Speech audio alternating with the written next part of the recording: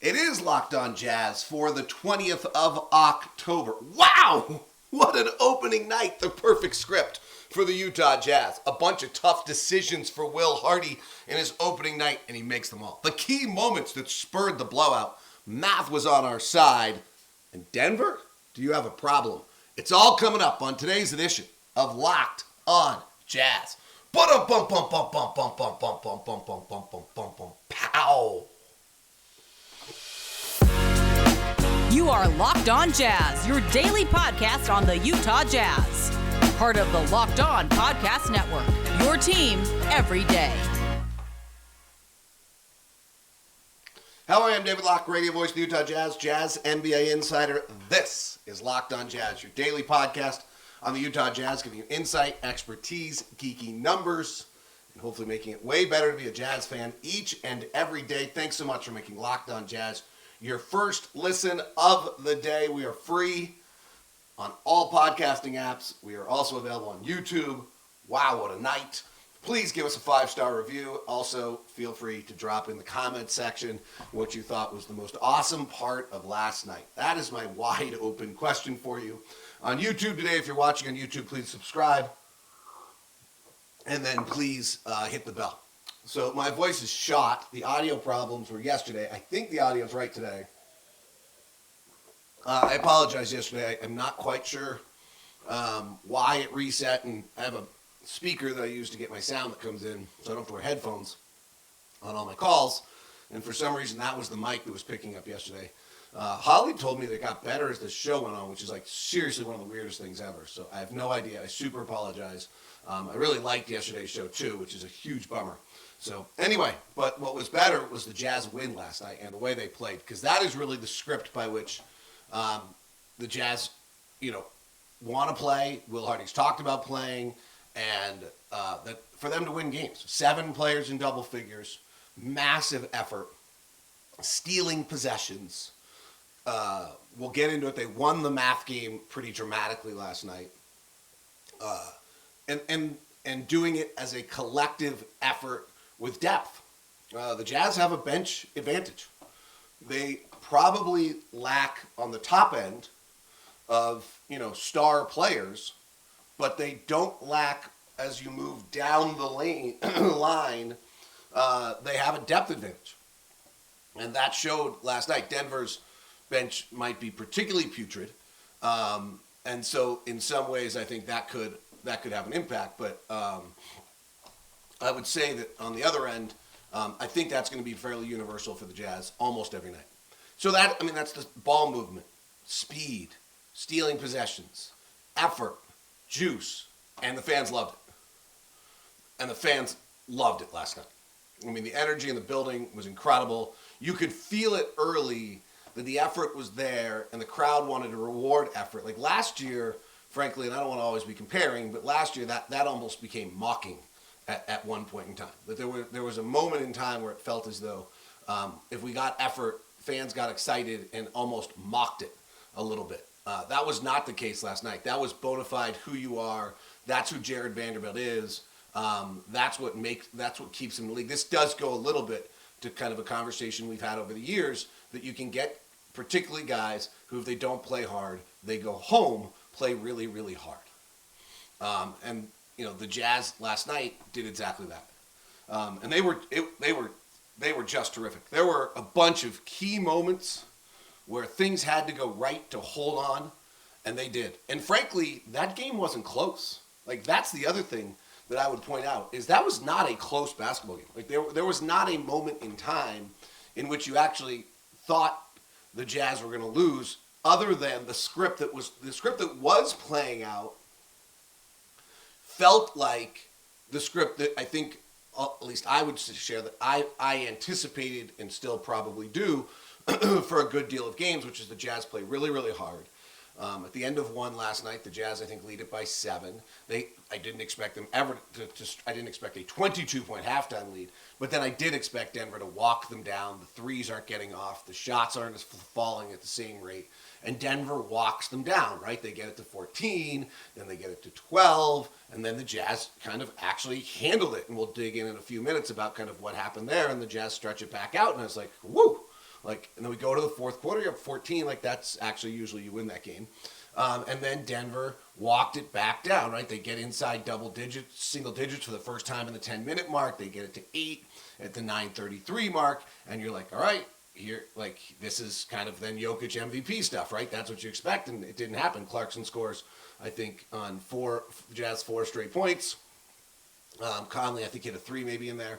That kind of is a backbreaker that gets back to 9 again when they kind of find a play with Aaron Gordon down low for back-to-back possessions, and they get it down to 7 on a Jokic floater, and then all of a sudden Rudy Gay hits a massive shot and Malik Beasley shimmies with 4:51 left, and the Jazz are up 13. It's kind of over, like, and then they still make some more plays. So, you know, it kind of on the script sense, it was following the script that I think I anticipate we'll see this year, which is Jazz play super hard, then they just run out of high-level pieces late in the game, and the other guys' high-level pieces make plays, and games get hard in the final 5 minutes.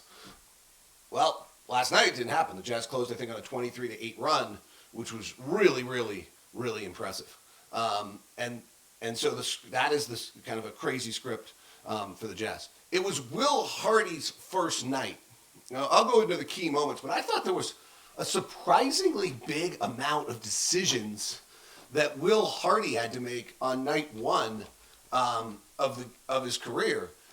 First, I mean, just simply on the simplest sense is the idea that, you know, he just kind of let the starting lineup develop as the camp went on, and that this big lineup of Lauri Markkanen, Jared Vanderbilt, and Kelly Olynyk is where he's decided to go with Jordan Clarkson and Mike Conley. I mean, on the simplest terms, I don't think any of us anticipated that being the Jazz starting lineup when camp started. So, you know, to kind of his credit and his doing his thing and putting a stamp on this, that to me is kind of a big deal. That there wasn't, you know, I think it was kind of it was collective, but he didn't do that.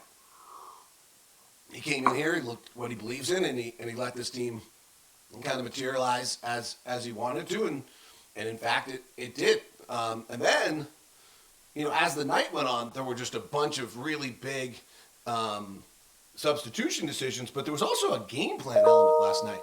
Like, he came with a very specific way to attack Denver last night, which was to get the ball into the middle of the floor, and they did it in a multitude of ways. They slipped some guard pick and rolls. They got the ball in the middle. They penetrated in the middle. They brought it from, we talked about, they bring a lot of wing guys around the middle, and they got the ball into the middle in the paint coming from the top, forcing Denver to collapse down, and the Jazz got 22 three-point shots off in the first half of the game. That's game plan.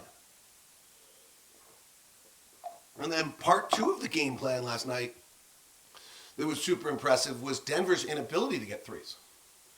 That, you know, while making Jokic work hard and bringing occasional doubles and making him do a bunch of different things, the Jazz were still able to have a huge shot distribution advantage, which we'll talk about in the math here in a few minutes. So the easy ones we'll get into are the ones that we can see where, you know, Will Hardy's making substitutions. And there were a bunch of really hard substitutions he had to make in this game as well. But I think, you know, there was a whole game plan to the way they brought it out. And, you know, the energy and the juice, but 75 points in the first half was largely based on the fact that they had a way to exploit Denver's defense, and it worked. Just kind of awesome. The other thing I would tell you is I thought he answered a bunch of really big substitution things. Like, there were hard decisions in that game last night. Now, they're not as abundantly, obviously hard because of the fact that we don't have like a script on what this team is. But if you kind of go through that game, first of all, when Jared Vanderbilt gets into foul trouble, you know, what's the plan here? Like, this was not what was scripted, and how are we dealing with this? And he goes to Walker Kessler at the 9:21 mark of the third quarter when Vanderbilt, within a span of 15 seconds, gets 2 fouls, and suddenly it's 5 fouls. And I thought that was you could have decided you weren't putting Walker Kessler out there with Nikola Jokic. That would have seemed like a perfectly fair decision. And Kessler rewards him. He gets a steal and a layup right away, and then you know, I think wins a jump ball and just kind of hangs in really, really, really well. Then Olynyk gets in foul trouble, and he's got to make some decisions on that. And Rudy Gay's out of the game, and Horton Tucker's in the game at that point, and he rolls there with just those are those are decisions that have to be made off your script. And as a first night head coach, when everything's going on, and Mike Malone was super interesting about it before the game, just saying he remembers being a first year head coach, just trying to manage every dribble. I haven't seen that at all out of Will Hardy, which is really interesting. Then in the fourth quarter, he rolls. First of all, he brings Kessler back in for Olynyk, and it rewards him. But then, some of the big moments are at the 5:42 mark. He goes to Rudy Gay when Vanderbilt fouls out, and Gay rewards him with a 3 right away. He has Malik Beasley now playing at the 3, and Markkanen sliding down to play some center minutes with Vanderbilt having fouled out, which we haven't seen a lot of. So he shows the versatility of Markkanen. And then at 4:49 left, he brings Sexton in to close. And so the Jazz close with Conley, Beasley, Sexton, Markkanen, and Rudy Gay on the floor to close the game, which is just not two things. One, it's probably a lot of ways other than Rudy Gay, the lineup everybody thought he'd start with, but it showed an adaptability and kind of a on-the-fly moves in his first game as a head coach. So, we're all watching Will probably more closely. I got asked by Alex and Scott, how do you evaluate him after the first night? I said, well, if they lose, he's clearly terrible. Obviously but I just think it's interesting to kind of see what he's doing. Let's roll through what I thought were 4 key moments. Every night I'm going to give 2 stars as well. I'll be perfectly honest, I've only got one of my 2 stars chosen right now. I'm not entirely sure what I want to do for our second star. I'm feeling a bit flustered on what the right answer is on that. Today's show is brought to you by some friends of mine over at Summit Cap. Friends of mine because, not like in a personal sense, but in a business sense. Summit Capital is one of the groups that invested in Locked On early on. David and Matt and Jeff over there.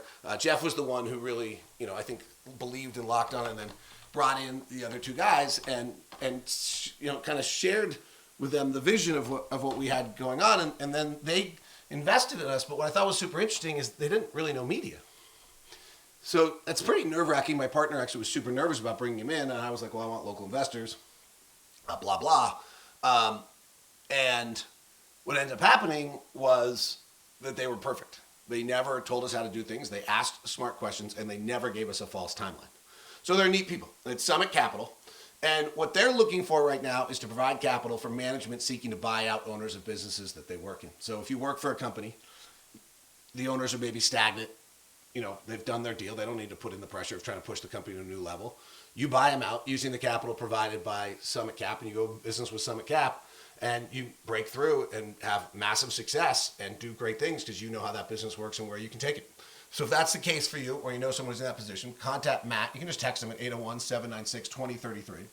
Or you can email lockedonjazz@summitcaputah.com or go to summitcaputah.com. That's lockedonjazz@summitcaputah.com or 801-796-2033 to reach Matt. It's Summit Capital.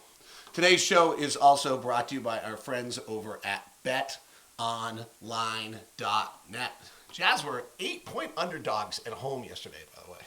You don't see that very often. I'll give Matt more of Locked On Nuggets credit. He was like, I'm taking the Jazz.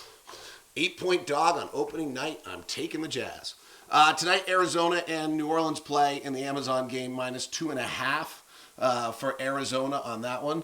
The Russell Wilson led Jets. It's the Broncos versus Zach Wilson. The Wilson matchup this weekend. It's a pick'em according to BetOnline.net. Basketball tonight. Bucks start their season as a 4-point underdog in Philadelphia, and the Clippers start their season at home against the Lakers as a 5.5 point favorite on BetOnline.net. All the fun stuff over at BetOnline. So make sure you jump aboard. With the number one source for all your betting, football, and basketball season needs. Always BetOnline remains your source for sports wagering information, live betting up to the minute. It's BetOnline. It's where the game starts. I will be going right to my good friends over at Locked On Sports today to grab that. I strongly suggest it. But I also will tell you, the show I've been talking about for a long time Game to Game actually debuted yesterday. What's the CEO of the company now? But it is out today with a massive edition, and I cannot wait to listen to it because this is exactly why we built it for nights like this. Full night of NBA. No way you could keep track of everything, but you want to know what happened, go to Locked On NBA and grab it. There's the little click thing you can do, but then you leave me. Don't do that. All right, let's go to the key moments. So the offensive rebounding domination was certainly a key moment in this ballgame. And that was led by Jared Vanderbilt. At halftime of this game, the Jazz were up 22, which is first stunning. And then the offensive rebounding, at that point, the Jazz had 9 offensive rebounds, and they had 22 second chance points. Jared Vanderbilt had 5 offensive rebounds. He had 12 rebounds overall in 11 minutes and 36 seconds. Go back to what I said a minute ago. We had 9 offensive rebounds and 22 points. So we were averaging every offensive rebound that we got in the first half of the game, we got more than 2 points back. We actually, the number's 4 points per possession off an offensive rebound. Simultaneously, there were 21 opportunities for Denver to have an offensive rebound, and they had 3. Aaron Gordon had 2 of them, Nikola Jokic had 1. The Jazz defensive rebounding, which Vanderbilt had 7 and Walker Kessler had 4, was just terrific in that first half as well. So that, to me, was kind of the energy, the effort, the tenacity, the fight, those kind of things that we saw early in this game, to me, happened during the offensive rebounding stretch. The second biggest stretch of the game to me is the foul trouble. The Jazz got derailed by it, but they didn't fall apart from it. So in the third quarter, Kelly Olynyk plays 50 seconds. And Jared Vanderbilt plays 2:39. Like, this is not the way this was designed to be for the Jazz is in that quarter. And Walker Kessler has to play 9 minutes and 21 seconds. He has 5 points, 2 rebounds, and we only get outscored by 2 points in that stretch. Rudy Gay comes in and plays 7:23, is terrific. We only get outscored by 3 points in that stretch. The point of this is, Jokic takes over this game. He goes 5 for 7. He scores 11 points in that third quarter. This is the fight back from Denver. And they've got everything that they need, which is that they've got the Jazz into foul trouble. The Jazz now are into their bench against their starters, and they're making their run. And the Jazz withstood it. And that's where Walker Kessler was, in my opinion, surprisingly good on a rookie night against the best center in the league. The other one that was just hysterical was him after the game, which I actually had to cut him off in the interview because I didn't want him to be late coming into the game, into the presser. But him just saying, I know it's a competition stuff, but that's the MVP. That's Nikola Jokic. That's the guy I watch on television. And pretty hysterical to hear him make those comments. And he is just so refreshing with his approach. The final 8:29 would be the third part of this game that jumped out to me. And this is where I give out my first star of the game. And that's to Mike Conley. Mike Conley in the final, he comes in, I think he played the final 7:34 of the game. He just brought a collective calmness to the team. We're +9 in Mike's final 7:34. This is where his value is just going to be, is just truly great. It's going to be amazing to keep an eye on and watch. He just calms everyone down. We were running a play up top with 2 guys in a pick. I'm going to go back and watch it today on the plane. And he ran off the double. If they go under, Mike's going to get his shot, which is that dribble to the right. We talked about it yesterday on the show through bad audio. I'm very upset about that. And he hits that shot. So he said, so they've got to pop the second guy out to get to him, or else Mike gets that shot. And Mike just kind of conducted off this play time and time again. And maybe the most important one was the one where he didn't go around the pick. They guessed, Kentavious Caldwell-Pope guessed, and then Mike made the cut straight, and he just made a perfect read each and every time. And, I talked to Colin Sexton's dad for a long time before the game, or a decent amount of time before the game today, last night, and he just was talking about what Mike Conley does for Colin, and that it's the best thing that's ever happened to Colin Sexton is to have Mike Conley around, And the things he's learned more from Mike Conley in the opening training camp than he learned in his entire career. That he's never met a better model of who he could be like as a person. And his dad was just so delightful. He's got a little gray Fu Manchu. He's just awesome too. And I was like, can we exchange numbers and like hang out? Like we're probably the same age, or something of the sort. So it was like seriously, he was just like, he was a super nice guy and had great energy to him. And I just fully enjoyed chatting with him. But it was really interesting how, he just was effusive. First of all, I loved it, liked Utah, loved the autumn colors, enjoyed being out here, was so totally surprised by it. But then was just effusive about Mike Conley and what he does. And so Conley's value, and then to have Sexton play off Conley late in the game and have those moments where then Sexton makes a bunch of plays, and the story afterwards is that Mike's saying to him, like, you get a mismatch, go. And, Colin was powerful late in the game, making this play. So my first star of the game, we're going to give out 2 stars for every game this year, goes to Mike for the way he closed the final. His seventh, I think for him it was 7:34. He got pulled with 56 seconds left, so it's really kind of the last 8 minutes. He has 5 points, he has 2 rebounds, he has an assist, he has a steal, he has a block. He only shoots 1 of 3, but he was just in complete control of everything that went on in that period of time. And I just thought he was wildly impressive. My second star, I think I'm going to have to go to Walker Kessler. I'm a little nervous that we just get the hype train going out of control, and I wasn't. But and it probably could go to Jared Vanderbilt for his work. But here's a rookie who is a significant piece of that 4 first-round draft pick trade with Rudy Gobert, which has actually got the Jazz their 5th first-round pick. And Kessler handles playing Jokic in the key moments. He doesn't guard him the whole time. He guards Aaron Gordon for some of it, but he holds his own. It was not a rookie moment for Walker Kessler in a game in which he got really thrust into things in which you said to yourself, like, oh dear. Like, there wasn't the 3 quick fouls that he got the other night. There wasn't. So for 23 minutes he's on the floor. He's the first Jazz player to ever have a double-double in his debut. He's the first player in NBA history to ever have a double-double and hit 100% of his shots, according to Ben Anderson, over at 1280 The Zone or 97.5 The Zone and KSL.com. So he really, I think Walker Kessler, I'm going to give my second star to tonight. I thought that was a huge performance. It was also interesting as we try to figure out who Will Hardy is on the math, and I'm still a believer in math. We changed head coaches, but my math belief didn't change. And we'll talk about how the math matters. And the early indicator from last night is that the math is on our side again with Will Hardy as the head coach. Thanks so much for making Locked On Jazz your first listen of the day. Again, apologize for yesterday's audio issues. All indicators today we're coming through the correct mic, and everything's working, so apologize for that. Really appreciate it. What a fun night. The crowd was great. It was super great to call. There was one crescendo in the second quarter I'm going to go back and listen to. I'll re-listen to the broadcast. We have a new producer named Jamil Hawkins out of Georgia who's doing great work for us, so we're going to take the broadcast to new heights this year. Great group of broadcast assistants as well. There was one crescendo in the second quarter.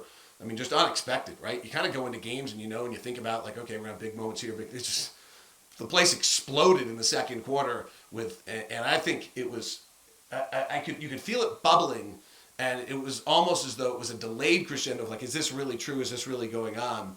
And then it did happen. Was really pretty epic. And then the multitude of standing ovations for this team for their effort and energy, which was pretty cool to see. And that's who these guys are going to be. Like I said at one point, boy, this is stunning. Not the effort, not the energy, not the tenacity. That's not stunning. That's what this group is. But the shot making, the extra possessions, those things that came with it were. Worth noting, by the way, that Rudy Gay was great last night. Like Rudy Gay, who seems to be, the proverbial punching bag for most people on this show, on our comment sections when I reread them, or in Twitter. And then, frankly, I probably have not been overwhelmingly in love with the way he's played either, frankly, because he has, other than his opening night last year, he has not been the player that the Jazz had hoped to get. Last night, he was really terrific, and he moved the basketball, and he was engaged. He took a contested 3 at 6'9", you're allowed to take. Like, part of the Markkanen and Gay will take some shots that maybe you don't take in Olynyk, because they're 6'9", 7 feet, and so you can get that shooting window up and you take it. Like, that's actually probably the better shot that you can take at that moment. So he was impressive. All right, let's look at the math. By the way, Locked On Sports Today is your second listen today. It's the 22-minute recap of all things sports. It's available on YouTube. You can subscribe there. It's the ESPN.com front page of sports. It's the NPR up first of news shows. It's the old sports page in a podcast form. All right, first of all, Jazz offensive rating last night was a 123, which is incredible. The defensive rating was a 103, which is just great. League out, Jazz last year were number one in the NBA. Let's see, do I have it here? Nope.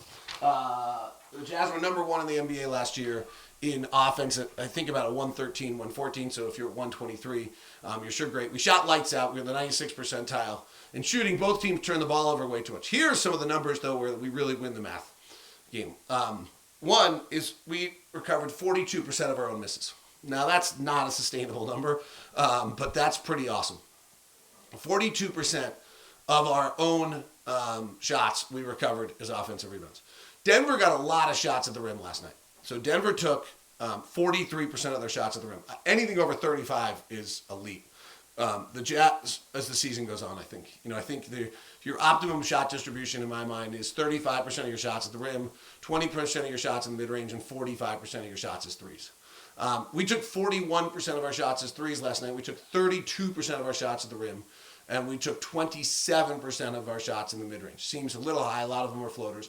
But Denver took 32% of their shots in the mid-range and only took 25% of their shots as threes and only got off 6 corner threes in the whole game. Now, they did not make their above-the-break threes last night. They were 3 of 16. We were 10 of 29. We got 9 corner threes, was that offensive game plan of getting the ball in the middle of the floor and kicking it out. Our half-court offense was delightfully good last night, largely because of our incredible offensive rebounding rate. So that'll be something to keep an eye on. But just on pure half-court, we were actually well above average as well. So the math advantage, we stole possessions with our offensive rebounding, and then we just took better shots than they did, right? Even though they took a ton at the rim, we end up taking 59 shots that are either threes or at the rim, and they end up taking 53 shots that are either at the rim or threes, and their shot distribution with 31 of them at the rim was probably pretty good. We also had 9 shooting fouls drawn at the rim last night, which is a lot. So I think you have to, give our guys even some more credit in that regard. The last one was interesting is as much as it felt like we ran last night, statistically we did not. We were only in transition 9% of the time. Now, that might be because we were grabbing so many offensive rebounds and doing things like that.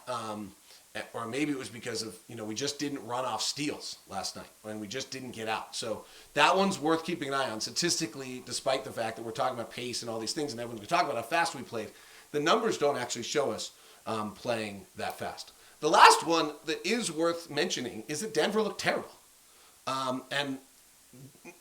They're a work in progress when you have Jamal Murray, who has not played since April of 2021, and you have Michael Porter Jr., who's not played since, I think, November of 2021. Jamal Murray just, Now, he's only played, I think, 27 preseason minutes, and that's the first time he's played in the second half of a game all year. But there was only 1 or 2 plays all night where he felt like Jamal Murray. And maybe he didn't feel like it. And I thought Klay Thompson's comment on the back end of the TNT broadcast the other night about how uncomfortable he felt last year, now that was coming off 2 years, were interesting. So I think you have to let Denver kind of evolve a little bit. But they very quickly got back to last year where it was just Nikola Jokic carrying a bunch of, a cadre of guys. And then Michael Porter Jr., I thought looked disturbingly stiff. Now, maybe he always does, and I don't watch him every day. I'm going to go listen to Matt Moore and Adam Modis, and I'll put that one up there for you as well on Locked On Nuggets to go see, what they have to say about this game today when they get together. It is interesting, though. I listened to Adam's Locked On Nuggets show 2 shows ago before their last preseason game, and they had real concerns about how poor the defense was and some things they were seeing in preseason. And you could tell that it was really bothering Adam, but it was preseason, and he wanted to kind of just say, well, I don't know if I'm going to be, I don't want to get upset about it because it's only preseason. But it did feel as though there was something there. And then they just were not, they didn't play with juice last night. It was pretty interesting. If you kind of go back to the Denver-Utah games the last 5 years, it was always Denver that was coming in shorthanded and had the game where Concar beat us. And they're missing these guys, and they would outplay us and out-effort us, and these great surprise wins. And, and then frankly in the bubble, they just wouldn't die when we needed them to. And last night, it was the Jazz that were the energy and effort and tenacity team. It was Denver that was kind of floating through the game, trying to feel where they were, kind of expecting their talent to kick in at some point in time. So interesting contrast to that. All right, I'm going to rewatch the game with Ron on the plane, so I'll have some more thoughts tomorrow. From Minnesota, we'll do an Ask LOJ. We didn't do one last week, so I'll make sure we do one. This week, we'll do our first road broadcast. Or that's actually not our first, but it feels like it's all underway. What a fun night. Totally honored to be back at the helm of another season of Jazz basketball. Appreciate you guys listening. It is Locked On Jazz. Thanks so much for making us your first listen of the day. Make Locked On Sports Today your second listen. Do check out Game to Game for me. Please let me know what you think about those shows. I mean, I did create both of them, so I like them. So I'd be curious if someone who wasn't maybe so interestingly invested in them actually liked them as well. Have a wonderful day. It is your team every day.